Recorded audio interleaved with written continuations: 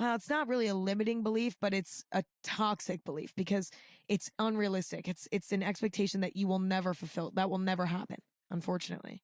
You can have a life that's pretty damn fulfilling, for sure, but you're always going to be faced with challenges sometimes. And we must accept that. When it comes to managing negative thoughts and limiting beliefs, a lot of it is like a mental workout, okay? Being aware of those thoughts and beliefs when they come up, and then rewriting the story in real time. Like questioning all of the beliefs that you have on a daily basis and actively replacing them on a daily basis. And it takes a lot of practice. Like, for example, you might believe, I'm not capable of learning any new skills because I'm too old. Like a lot of us exiting our teenage years are like, well, I'm too old to learn shit. I'm too old to take a ballet class. I'm too old to take a cooking class. Like, I should know how to do that shit by now, and I don't, so it's never gonna happen. That's a limiting belief. Well, when that thought comes up in your head because you kind of have a little desire to maybe go take a pottery class or something, force yourself to question that belief and then go against it and prove it wrong by going and learning how to do pottery and succeeding at it. If you have a limiting belief that you're never going to find love, whenever that thought comes up in your head, say, that's not true, actually. I'm wrong about that. And I will find love. And it's hard for me to believe that right now. And I'm in a way lying to myself right now by saying that. But I know that this is a limiting belief. And I know that it is possible for anyone to find love in this world. And so I'm going to choose to believe the opposite. And, there's different exercises that you can do. You can repeat it to yourself 10 times in your head. Close your eyes and say, I will find love 10 times. Or you can close your eyes and say, I can learn new things 10 times. Or you can write it down in a journal 10 times. But it's about rewriting your own beliefs in real time. And that's honestly the best method I've found anyway. But it takes practice, and it takes diligence, and it takes questioning all of your beliefs on a consistent basis and asking yourself why you think what you think, and then rewriting it, coming up with a new mantra. And also, I think it can be helpful at times too to figure out where that belief came from, because that can sometimes help squash the belief. Like, for example, you might say, I'm incapable of finding love. Okay, well, ask yourself, why do I believe that? Maybe it's because your first relationship was an epic fail. Epic fail is so good. But okay, yeah, maybe it was an epic fail. You got cheated on, and you got dumped, and you got your heart broken, and you're like, no, I'm never gonna find love again. This is all love is. Well, not necessarily. You know that that's not the only thing. There are many couples out there who have never had a demise in such a way.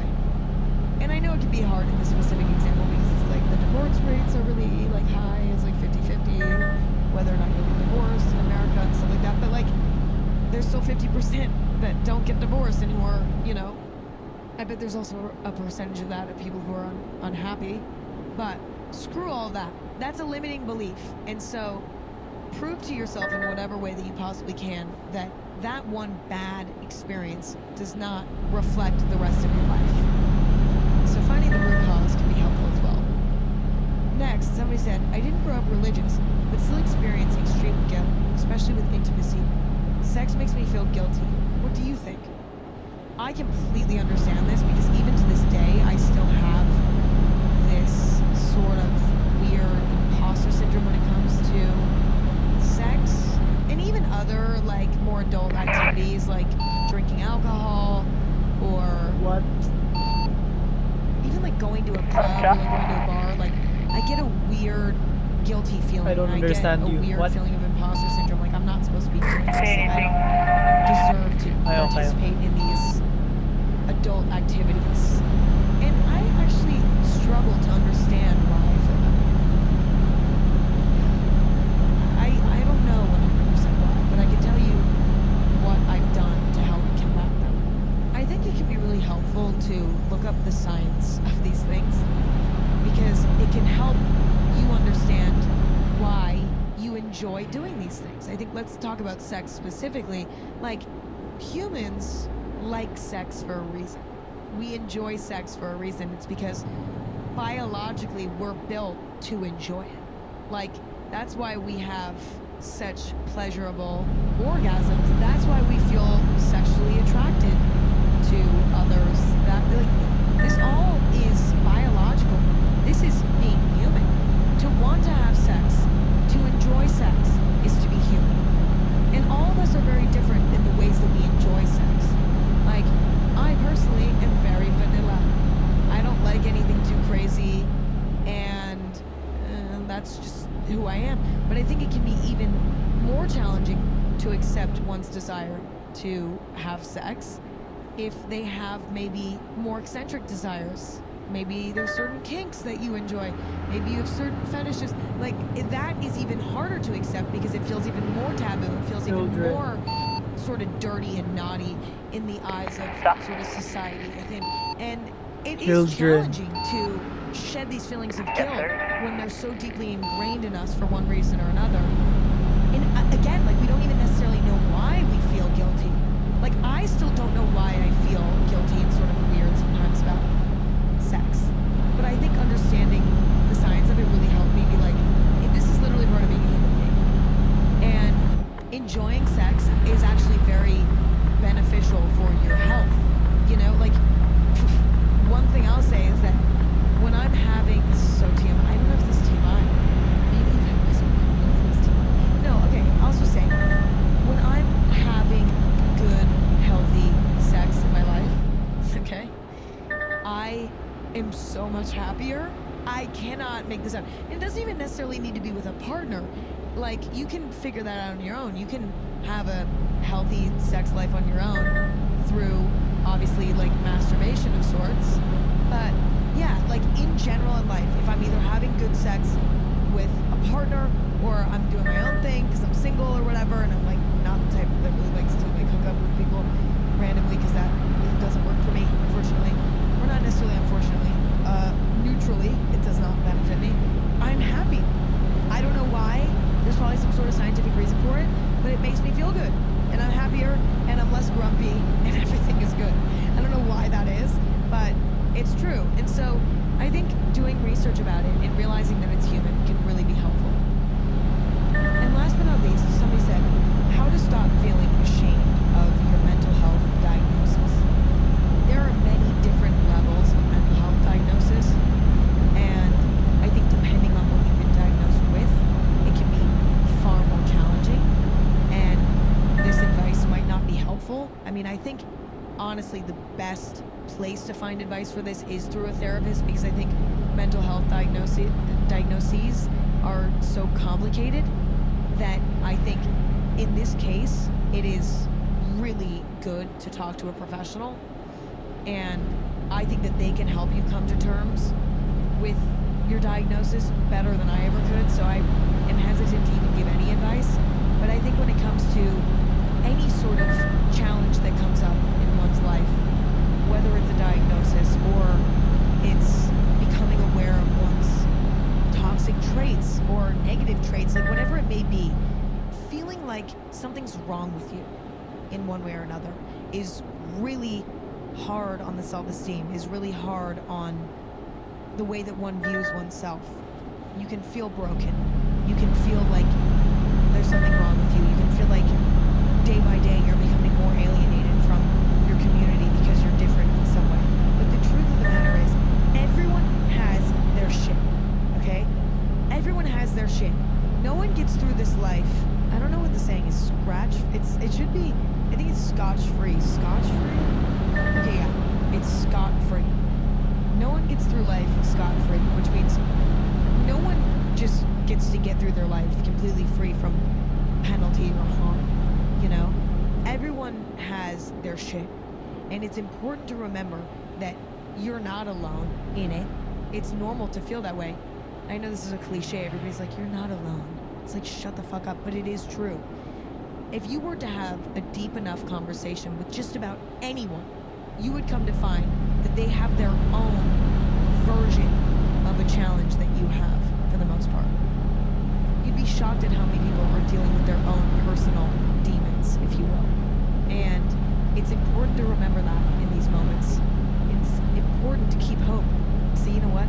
I'm just going to do my best to take this challenge and deal with it as best as I can. And that's all we can do as humans. But also to remember that we're all dealing with some shit. And remind yourself that every single day when you feel like you're the only one. Because I think that that's the hardest part about it. You're not.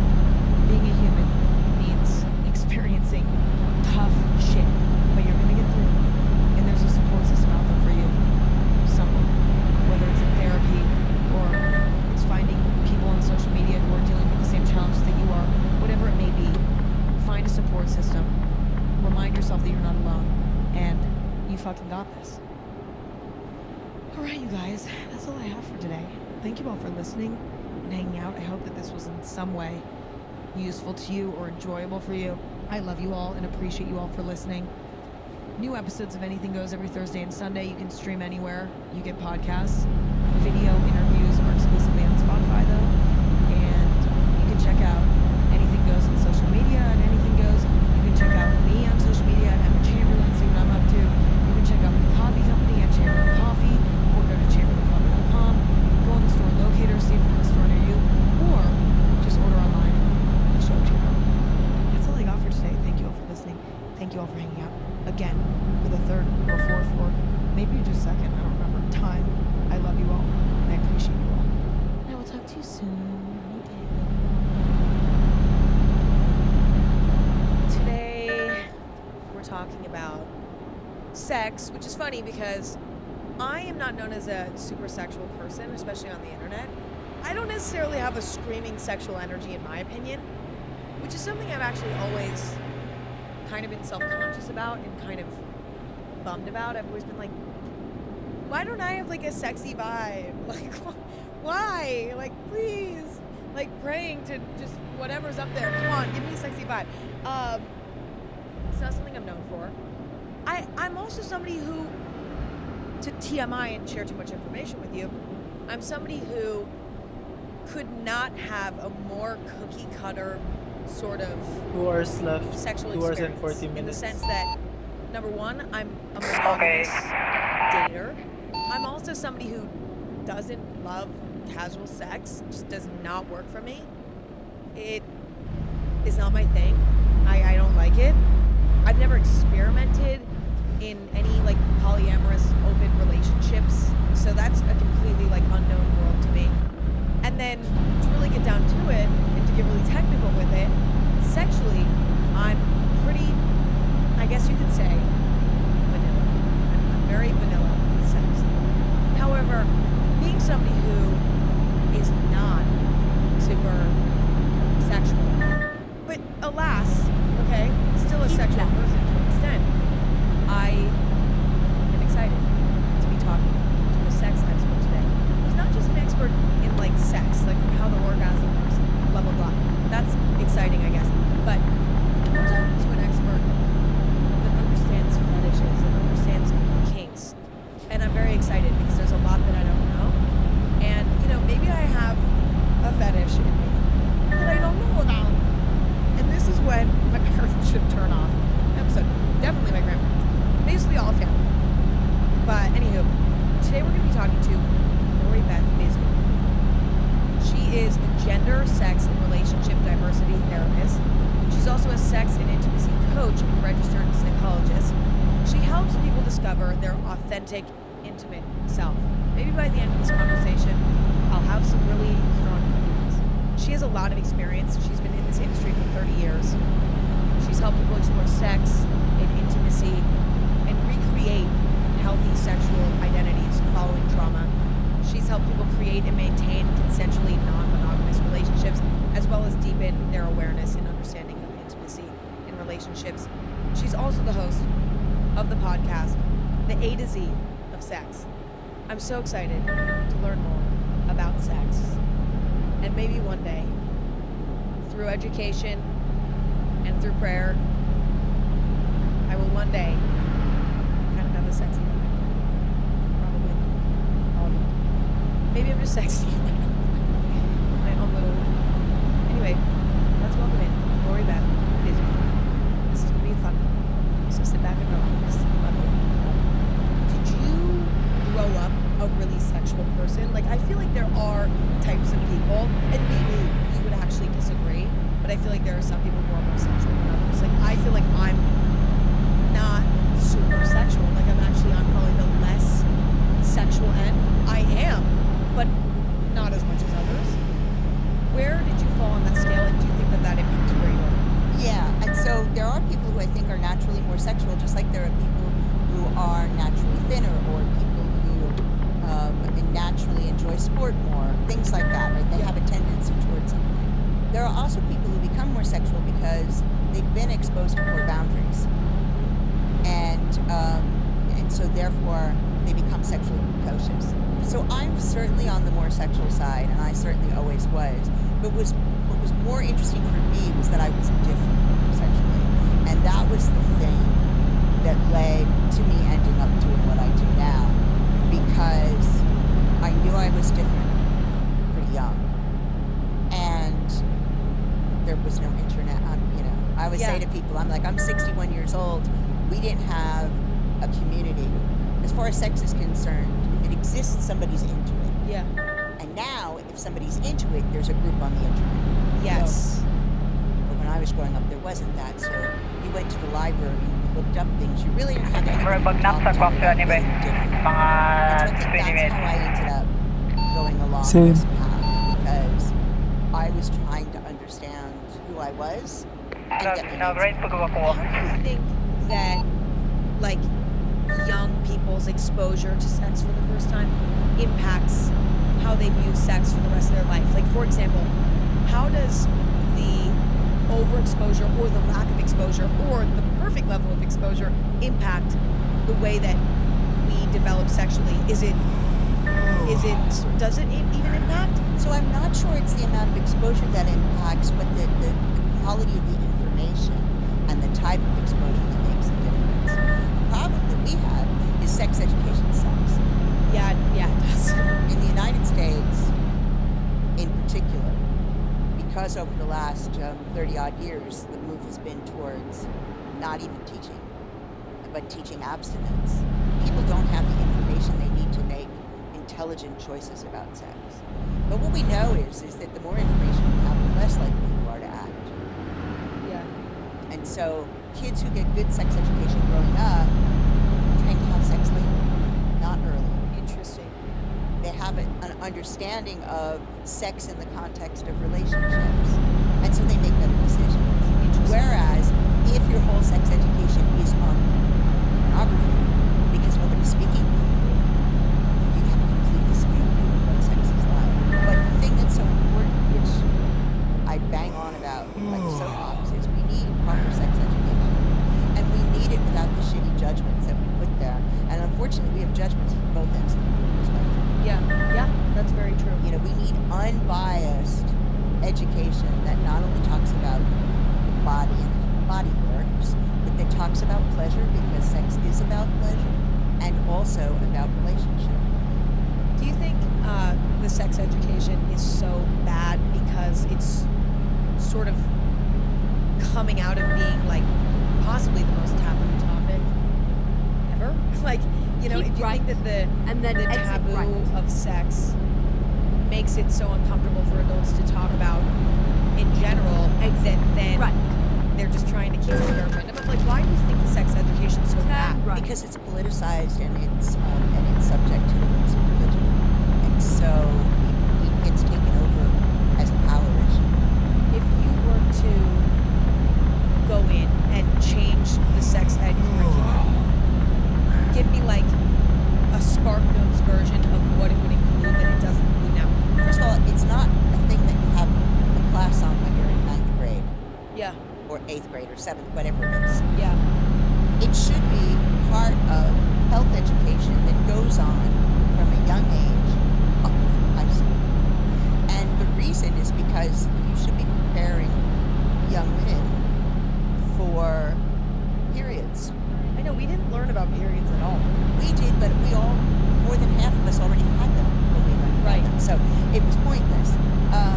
So you should be not just focusing on reproduction and disease, but preparing for life changes and the emotions that go with that. Because the physiological stuff is the easy bit. Yeah. Puberty is emotionally difficult on all genders. And so you should be preparing for that.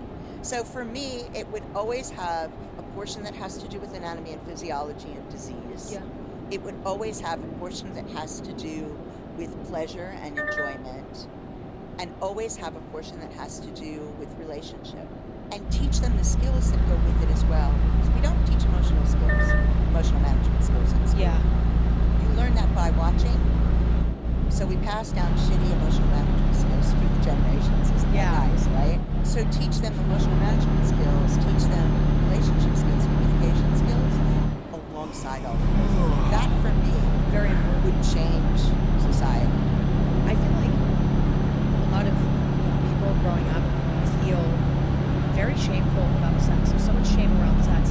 I vividly remember, and even to this day, like I feel like I am not supposed to be having sex or something. Like I feel like weird about it or like bad about it sometimes. And I think that's rooted in sort of just this like intense taboo nature of it all. And not only that, but also like how many rules there seems to be, like, you know, about how sex is supposed to happen, right? Like, and everything's contradicting, right? Depending on who you're asking or where you're looking. Like, if you were to, you know, listen to what they say, you know, in sex ed, it's giving you a very specific, very technical, very not necessarily very pleasurable way of having sex, right? And then you watch porn telling you something completely different that also can make you feel shameful in a way because you're like, well, I don't look like that and I don't really want to do that, and so that feels bad. And so then it's like exit everywhere right. you look, you're finding contradicting information about what sex is, what it's supposed to look like, what it's supposed to feel like, what it's supposed to sound like, all of these things.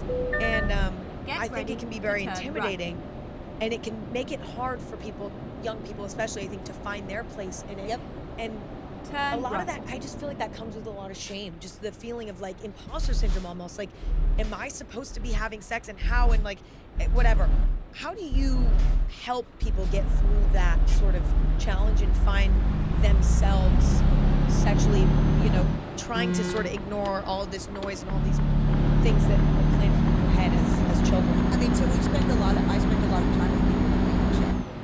And because I have a specialty, two specialties, one of which is working with treatment of trauma, and the other is working with Keep right. alternative lifestyles, And then turn essentially. right. So non-monogamy, kink, BDSM, LGBTQ.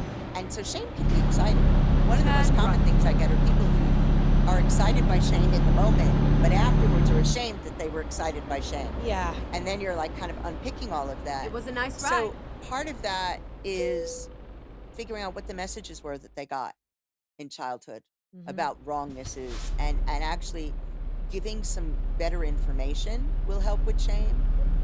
And then digging out the shame. You know, so many people can hear their parents. Yeah. You know, they just internalized everything their parents said about sex. Yeah. And starting to educate about pleasure. And I've stopped using the term sex a lot because people argue about what the fuck sex is, right? Like, Oh. what is this, you know? And you see this in the kink community. That's not sex. We don't have sex. It's separate from sex. And that's because they only think of sex as something that happens genitally. Oh, interesting. See, Right. I always think of sex as like anything. If like if there's genitals out to me and they're being used in some way, I guess it's sex. But to me, But you can have no genitals out and be stimulated, and it's still that's true. and it's still That's sex. true. And so I say to people who, for example, you know, somebody who engages in impact play, so they enjoy being flogged, Yeah. right? But they don't have sex. Nobody touches their genitals. They touch nobody's genitals. But they're saying it's not about sex. And I'm like, so if you don't enjoy this, why are Let's you go. doing it? Yeah. Yeah. Right? Like, why would you be beaten by somebody if it isn't fun for you? And if you unpick it, you discover that yes, it's pleasure. Yeah. They get pleasure out of it. Of course they do. Otherwise you wouldn't Turn do it. left. Yep. So to me, that's still sex, right? It's just that because sex is so taboo, and as we were just saying, there are so many rules about what you can do and when and with who. Yeah. I just like it. So let's talk about how you experience pleasure. Which are the different ways that you experience pleasure yourself pleasure. Yeah. There's pleasure with straight others. There's pleasure from watching. There's pleasure from eating. You know, Yeah. and we can broaden it out that way, and that starts to lower shame. Yeah. Like, is it bad if you're enjoying eating something so much that, like, your mouth is watering? Mhm. That's not shameful. Yeah. So Yeah. why is it shameful if you're enjoying being touched so much Yeah. that your body is, awake and alive, and start unpicking it that way? Human beings are built for pleasure. I guess that's like a great thing to remember is like it is to be sexual is just to be human. It's to be human. And also like maybe even, for people who are maybe less sexual, it's like to not be super sexual is also to be human, but to be on any level sexual is inherently human. And to fight that is to fight like anytime you're fighting something that is just biologically like inside of you, you cannot fight it. You're fighting a losing battle. You're gonna Absolutely. lose that battle. So I think that's a great note. It's like, for people who do feel shameful about being sexual, even in like not even like a kink way, like we're not even there yet. Just Right, like a just talking baseline. like ordinary Right. sex. Yes, like it's like so important to remember that it's like this is quite Turn literally right. just being human. This is part of the human experience, just like eating is part of the human experience. Yeah. And the fact is, some people have really sensitive taste buds. They really enjoy eating. Yep. Other people don't. It's the same with sex, Yeah, right? yeah. Some people really enjoy sex. Some people enjoy certain parts of sex and not others. And some people could, like, don't care, Yeah. right? Yeah. And neither is right or wrong. It's just human variation. And starting getting people to understand that actually we come into this world in a physical body. And so, as you just said, to fight living in your physical body makes no sense. You should be using this machine. Sort of stemming off of like feeling shameful, At the roundabout. feeling weird about Third being sexual. I also have found, and this is sort of me projecting in a way, like there's a lot of ego in sex. I've noticed at times, not even ego, but maybe manhood. Oh, yeah. I think people worry about how they look when they have sex. Well, that's what I'm about to That's get the to. funniest thing. Oh, I see. Turn left. Like I think that there's a lot of people who get in their own way sexually, myself included. Like I'm literally speaking about me right now because I'm so overly concerned about looking bad or embarrassing myself. Like even like if I'm like during an orgasm, I like get embarrassed sometimes because I'm like, fuck, this is like too much. But it's like this is genuinely what's happening to me. But I'm like embarrassed to come Because the I'm other like, person might think something. yeah, I'm like, is this embarrassing? Like I like it's, I guess my question is, why do you think people sort of get in their own way sexually and like can't fully express themselves, to their fullest potential? Like, what is that? Is that even a sexual thing, or is that actually more of just like that's a deeper rooted thing? That's deeper rooted. It's part of the way we're indoctrinated. Mm. And then one of the things about being older, postmenopausal is a thing, right? Mhm. Is that your body's changed. And I'm vain and I don't like some of the changes. I'm honest about that. Mhm. But I don't give a shit what I look like when I'm in bed. Mhm. Like I no longer care. Yeah.